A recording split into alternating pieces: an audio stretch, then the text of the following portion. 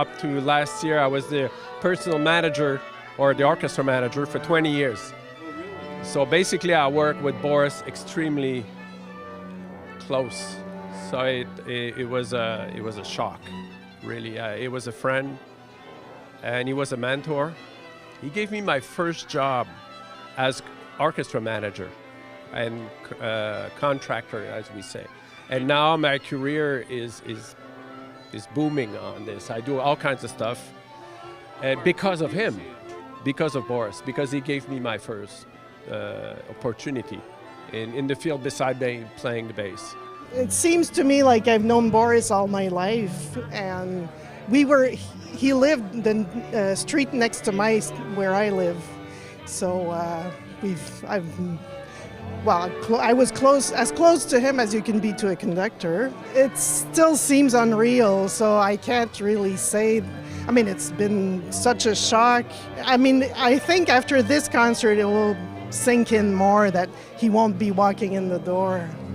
But it's very difficult to lose someone like that. That he seemed like he's always been around and he would always be around.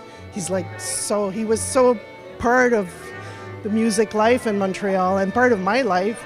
Boris has worked with a lot of my family who are also musicians. My father's a violinist, my uncle's a cellist, my aunt is also a cellist.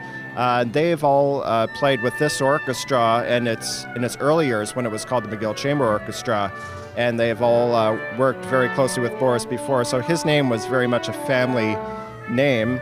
And I had the good fortune to have made contact with him when I was in Montreal, and continue this kind of legacy or tradition of working with Boris. It meant a lot to me.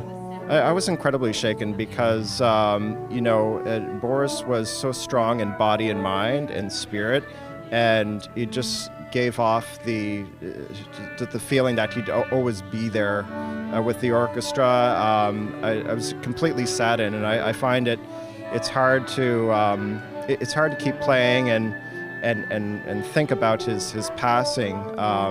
But I do have to channel his enjoyment of music in order to kind of keep the playing spirit up.